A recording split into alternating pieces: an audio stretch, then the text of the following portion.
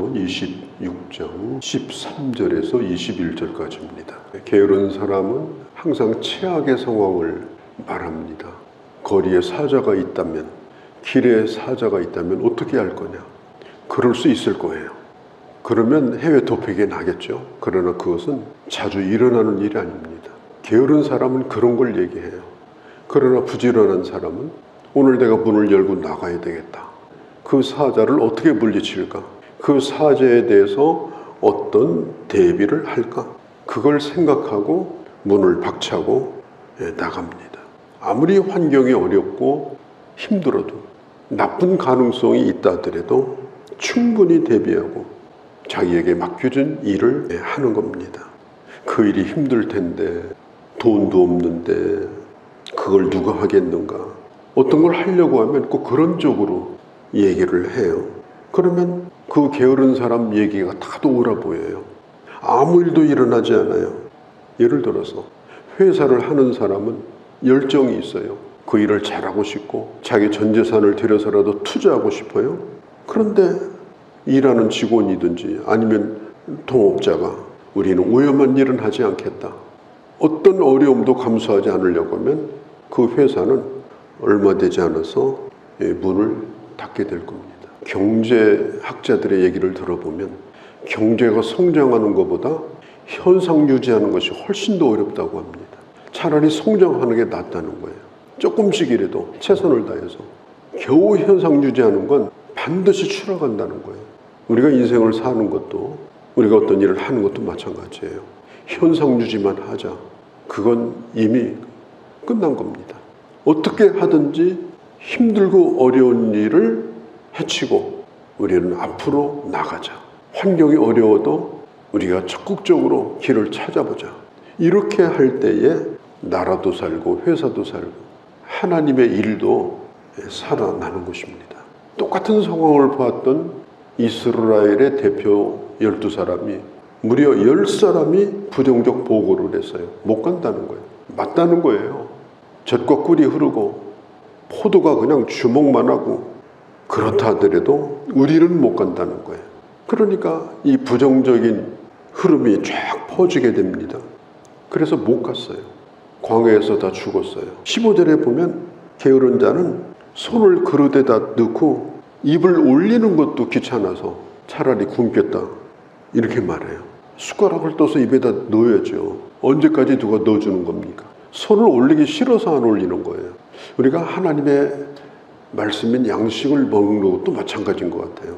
날마다 그냥 떠서 주기를 원하고 누가 내 입에 안 넣어주나 이렇게 생각하면요. 언제까지 그렇게 하겠어요?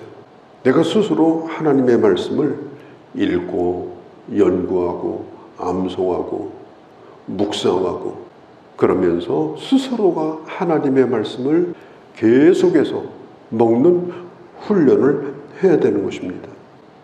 우리 구역장님들에게 보냅니다. 또 유튜브 만들어서 아침에 올립니다. 쉬지 않고 하면 딱 2시간 걸립니다. 아침에 밥 짓는 주부 시간보다도 더 힘듭니다. 그렇게 밥상을 차려놔도 안 먹으면 소용없는 거예요. 스스로가 적어도 먹는 것은 자기가 해야 되는 겁니다. 서로 격려하고 서로 도와주고 그러면서 스스로가 말씀을 먹는 부지런함이 있어야 돼요. 그렇게 해야 영적인 생활을 정상적으로 할 수가 있는 것입니다. 성경에서 이 게으르고 나태한 거 그건 잘못된 습관이다. 그건 너의 성격이다. 성경은 그렇게 말하지 않아요. 악하다. 하나님이 주신 재능, 시간, 물질 그것을 땅속에다 묻어두었던 한 달란트 받은 자를 향해서 주님 뭐라고 그랬어요? 악하고 게으른 자라고 그랬어요. 하나님의 심판이 있을 거라고 말했어요. 그래서 하나님의 사람들은 부지런해야 돼요. 삶에도 부지런해야 되고 하나님의 말씀을 취하는 일에도 스스로가 부지런해야 돼요. 16절에 게으른 자는 사리에 맞게 대답하는 사람 7보다 자기를 더 지혜롭게 여긴다. 게으른 사람은요 참 말을 잘해요. 하기 싫으니까 말로 하는 거예요. 그래서 나중에는 그 게으름이 전염이 되어버립니다. 힘들게 성실하게 일하는 사람보다 입만 가지고 게으른 사람들이 더 영향력이 있어요. 그래서 그 공동체를 흔드는 겁니다. 17절에 길을 지나가다가 자기와 상관없는 일에 간섭하다가 다투는 사람은 들에서 돌아다니는 들개, 늑대에 가까운 거예요. 들개의 귀를 잡아다니는 거와 똑같다 그랬습니다. 사나운 들개의 귀를 잡아다니면 크게 다칠 겁니다. 쓸데없이 자기와 상관없는 일에 자꾸 끼어들고 다투고 분란을 일으키고 그러면 자기도 화를 입을 것이다. 결국은 자기 자신에게 큰 피해가 오게 될 것이다. 19절에 횃불을 던지며 화살을 쏘아서, 이건 전쟁 선전포고하는 거예요. 성경에 뭐라고 그래요? 미친 사람입니다. 횃불을 던지며 화살을 쏘는 건 선전포고예요. 한번 싸워보자 그거죠. 싸울 의사가 없는데 성적 자체가 횃불을 던져요. 그냥 싸울 의사가 없는데 화살을 쏘아요. 그러면 상대방은 나하고 싸우자고 그렇게 받아들여요. 그러니까 이것은 결국은 미친 사람이 하는 일이다. 상대방은 전쟁 신호로 그걸 받아들이고 강력하게 대항을 합니다. 그러면 내가 감당을 못해요. 처음에는 내가 싸움을 걸었는데 나중에는 그 사람을 내가 이기질 못해요. 왜? 전쟁을 걸었다고 생각하면 상대방도 목숨 걸고 달려듭니다. 지지 않아요. 왜? 자기 성을 지키려고. 그래서 이 공격적인 언사를 쓰게 되면 계속해서 누군가에게 내가 공격을 받아요. 그래서 나도 많은 상처를 입고 힘든 일을 겪게 되는 겁니다. 특별히 요즘에 인터넷상에 이 익명성 악성 댓글, 자기 이름도 안 대고 나쁜 소리를 막 올리고 이런 거 있잖아요. 그것도 싸움 거는 거예요. 그럼 나중에 고소를 당해요. 끝까지 찾아내가지고 벌을 받아요. 미련한 짓이다. 19절 이웃을 속이고 말하기를 내가 희롱하였노라. 이 말은 뭐냐면 나 장난으로 그랬는데 이런 뜻이에요. 그런데 상대방이 매우 심각하게 받아들일 경우가 있다는 겁니다. 그래서 우리가 상대방이 느낄 기분, 상대방이 어떻게 받아들일까, 상대방의 입장, 그런 것들을 살피고 우리가 입 가볍게 우리가 함부로 입을 여는 것을 주의해라. 그게 바로 지혜로운 자다. 20절에 나무가 닿으면 불이 꺼지고 말쟁이가 없어지면 다툼이 쉰다. 아무리 강력하게 타오른 불도요, 끝이 있어요. 타다 나중에는 재만 남게 돼 있습니다. 이게 나쁜 소문을 퍼뜨리고 그냥 뭐 문제 있는 것처럼, 요즘으로 말하면 음모론, 그건 그거다 그러고 단정을 하고서 그런 것처럼 말하고 다니는 거. 요즘 그런 사람이 얼마나 많아요. 정치판에도 많고요, 교회 안에도 그런 사람이 있어요. 이 교회는 문제가 있는 교회야, 저 목사는 문제가 있어, 이런 거. 그거 그냥 떠들고 다니게 혼자 내버려 두면 하다 말아요. 그런데 누군가가 옆에서 자꾸 들어주면요, 끊임없이 말합니다. 그건 뭐하고 똑같은가 하면 도둑질을 하는 사람이 도둑 물건을 팔아먹을 데가 없으면 도둑질 못합니다. 자꾸 사주는 사람이 있으니까 도둑질을 하는 거예요. 우리가 이런 불을 지르는 말을 계속 하는 사람을 우리가 받아주면 안 돼요. 그런 소문을 자꾸 퍼뜨리는 사람, 호응해주는 사람이 있으면 힘을 금방 잃어버립니다. 그리고 나중에는 입을 다물어요. 나중에는 자기만 부끄러운 사람이 됩니다. 우리 교단 문제 있어, 총회장도 문제 있고, 근본적으로 뜯어 고쳐야 돼, 모든 걸 입으로 하는 거예요. 그러면 그 얘기가 훅 해가지고 그 말쟁이의 말을 처음에는 들어요. 그러니까 점점 열을 더 내요. 더 세게 불을 질러요. 들어주는 사람이 있으니까. 그런 사람이 한 사람 두 사람 늘어나면 장작이 늘어나요. 그래서 교회가 타버리는 거예요. 그래서 나라가 어지러운 거예요. 혹시라도 그런 사람이 있을 때는 어떻게 해요? 더 이상 타지 못하도록 불쏘시개를 주지 말아야 됩니다. 불쏘시개를 주지 않는다는 건 그런 사람의 말을 듣지 말아야 됩니다. 어마어마한 문제가 있는 것처럼 내가 그분 얼굴 쳐다보고 얘기를 해. 당신이 나를 어떻게 보고 내 앞에서 이런 얘기를 합니까? 내가 그런 얘기를 들을 사람이라고 생각하겠습니까? 그게 무슨 상관이 있는 겁니까? 그러면요, 다시는 입을 안 엽니다. 그런데 맞아, 일리가 있는 거야. 문제가 있는 거야. 나도 그런 생각 해본 적이 있어. 그러면요, 더 연구해가지고 더 많은 문제를 가지고 와서 나중에 풀어놓습니다. 그렇게 해서 망가진 교회가 한두 교회가 아닙니다. 지혜로운 사람은 그렇게 하지 않아요. 저도 시골에서 불 때면요, 특별히 이제 가마솥에 옛날에 밥할 때 우리 가족이 13명이었는데 밥을 얼마나 많이 하겠어요. 그걸로 점심까지 먹는데, 그러면 처음에 나무를 많이 넣어요. 근데 나무를 넣고 밥이 끓으면 이제 뜸을 들여야 되는데 불이 안 꺼지는 거예요. 뜸 들이려면 이 불이 좀 사그라져야 되는데, 그럼 우리 어머니가 그래요. 다 끄집어내라. 그럼 타던 거 다 끄집어냅니다. 긁어가지고. 그러면은 제풀에다 꺼져버려요. 그리고 이제 뜸이 들어요. 약한 불에. 그래 밥이 되는 거예요. 이게 지혜입니다. 자꾸 갖다 불 질러버리면요, 나중에 자기도 타고 다 타버려요. 이게 아주 중요한 겁니다. 저는 여러 번 그런 얘기를 한 적이 있었어요. 당신이 뭔데 나를 뭘로 보고 그 얘기합니까? 나는 여기 교회 집사하고 장로인데 당신이 나를 어떻게 생각하고 그런 얘기를 하는 겁니까? 감히. 당신이 뭔데? 그만하세요. 그건 나를 무시하는 행위입니다. 입 다무세요. 다시는 말하지 않습니다. 다시는 그런 얘기를 내 앞에서 입을 열지 않습니다. 그러니까 자꾸 불쏘시개를 대주면 안 돼요. 그런 사람을 만나거든 단칼에 베어버려야 돼요. 얘기하지 마세요. 답답하면 저 뒷사람 가서 얘기하든지, 그건 내가 들을 얘기도 아니고 영적인 얘기도 아닙니다. 그러면 이 사람은 안 통하는 사람이구나. 그리고 말을 안 해요. 21절에 보면요, 숯불 위에 숯을 더하는 것과 타는 불에 나무를 더하는 것은 다툼을 좋아하는 자는 시비를 일으킨다. 숯불에다 숯을 계속 집어넣으면 더 달궈져요. 과열이 되어버려요. 말쟁이의 말에다가 말을 보태면요, 불씨를 제공하는 거는 같아요. 그러다가 점점점 불이 타올라요.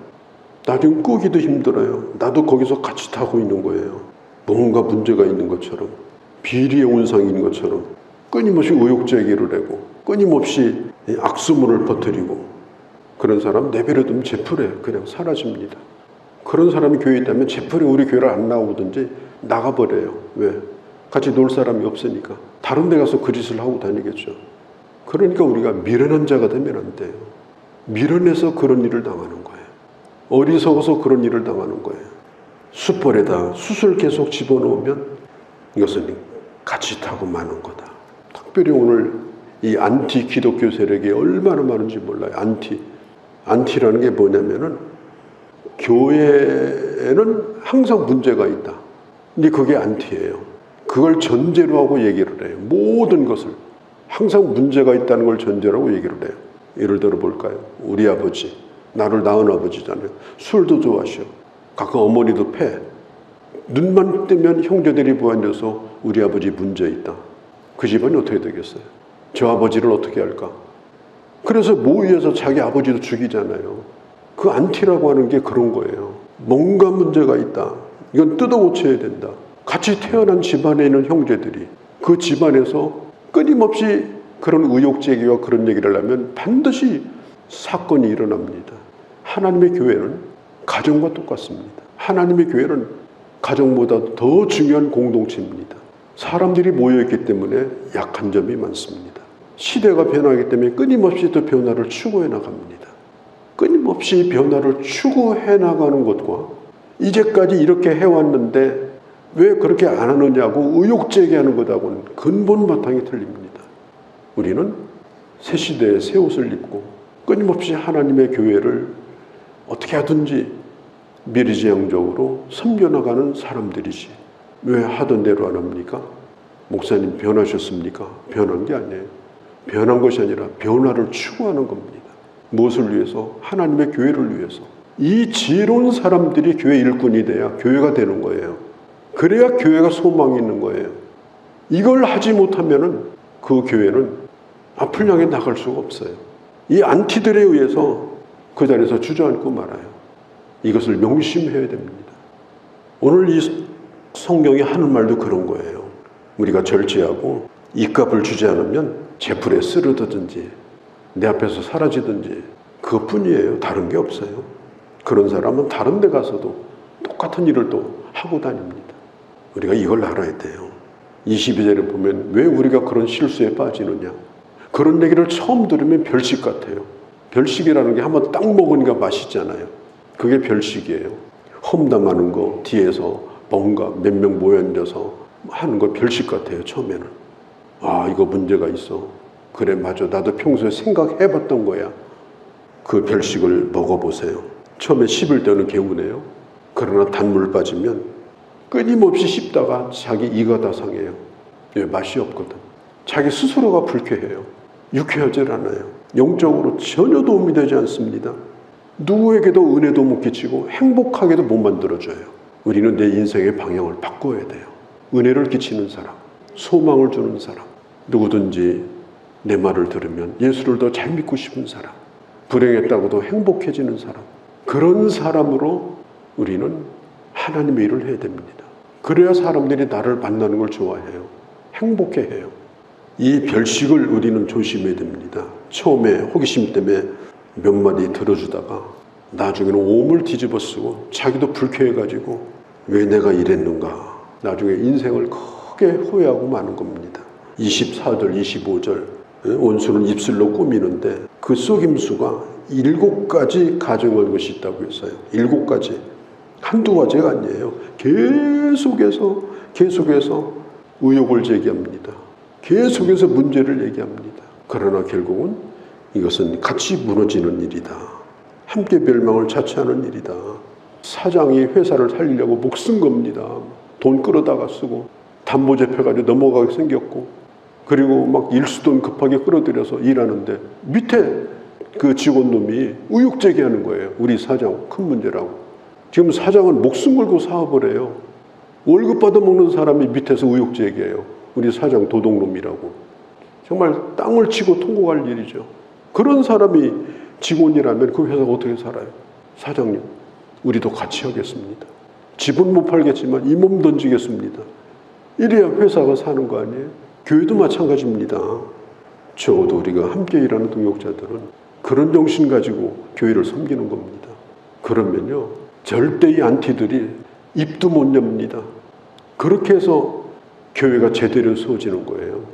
교회를 지키는 수문장과 같은 사람이 언제든지 어느 교회든지 몇 명 있는 겁니다.